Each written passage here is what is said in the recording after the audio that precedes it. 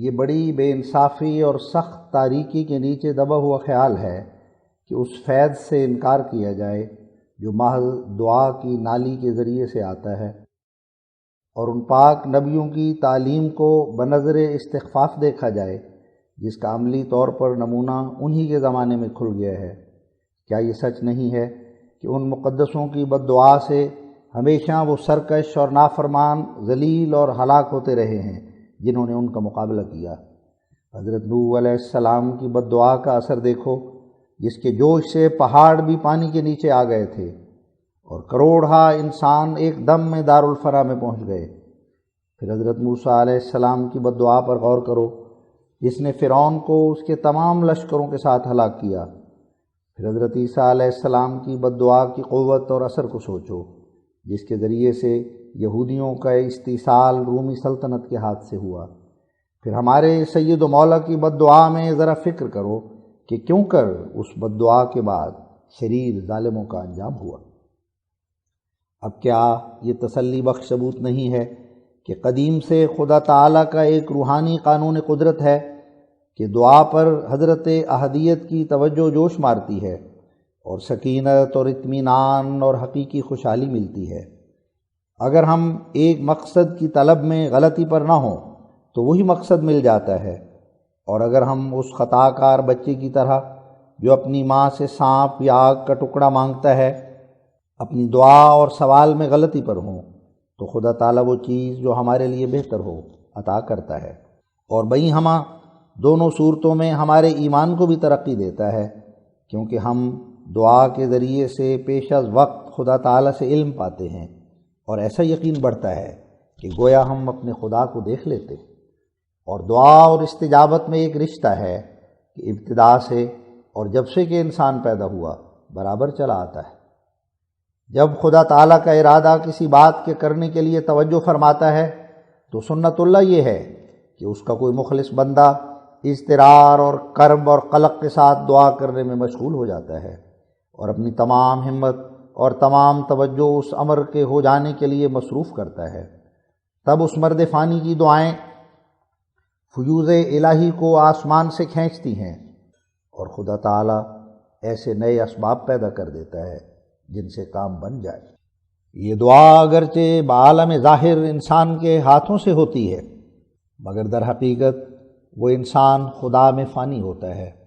اور دعا کرنے کے وقت میں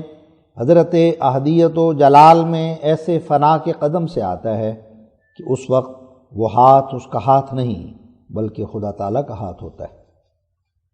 یہی دعا ہے جس سے خدا پہچانا جاتا ہے اور اس ذوالجلال کی ہستی کا پتہ لگتا ہے جو ہزاروں پردوں میں مخفی ہے۔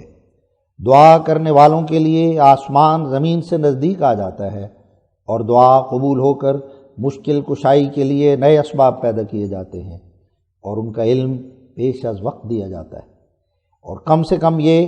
کہ میخ آہنی کی طرح قبولیت دعا کا یقین غیب سے دل میں بیٹھ جاتا ہے۔ سچ یہی ہے کہ اگر یہ دعا نہ ہوتی تو کوئی انسان خدا شناسی کے بارے میں حق الیقین تک نہ پہنچ سکتا۔ دعا سے الہام ملتا ہے، دعا سے ہم خدا تعالیٰ کے ساتھ کلام کرتے ہیں۔ جب انسان اخلاص اور توحید اور محبت اور صدق اور صفا کے قدم سے دعا کرتا کرتا فنا کی حالت تک پہنچ جاتا ہے،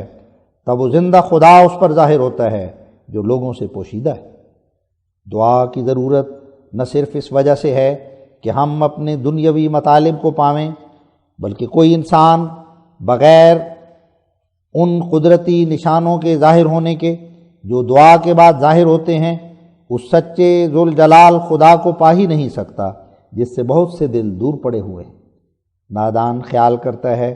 کہ دعا ایک لغو اور بیہودہ امر ہے، مگر اسے معلوم نہیں کہ صرف ایک دعا ہی ہے جس سے خداوند ذوالجلال ڈھونڈنے والوں پر تجلی کرتا اور ان القادر کا الہام ان کے دلوں پر ڈالتا ہے۔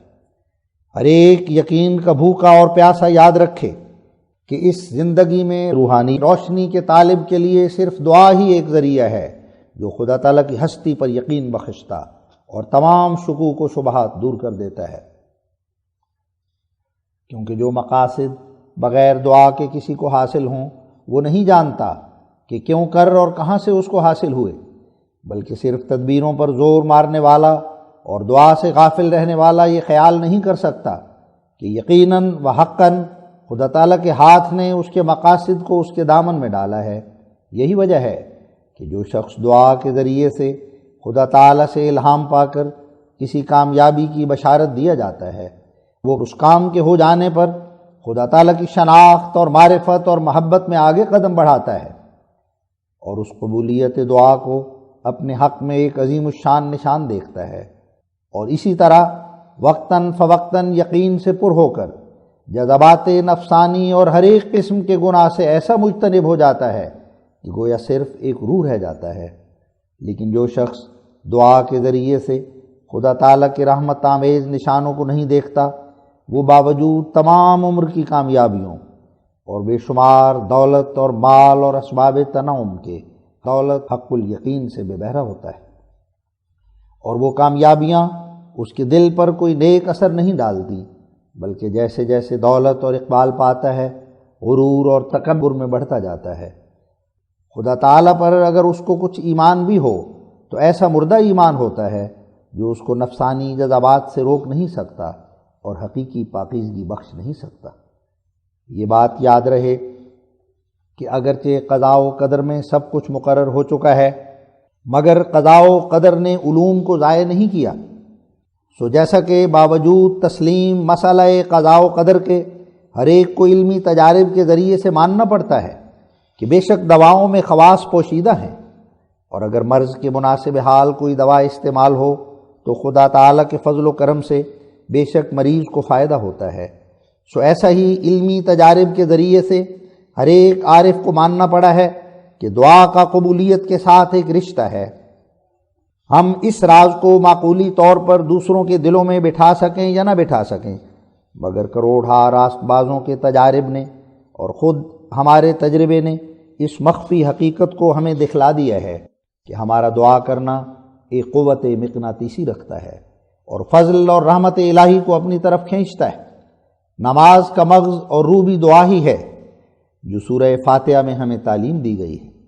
جب ہم اہدنا الصراط المستقیم کہتے ہیں تو اس دعا کے ذریعے سے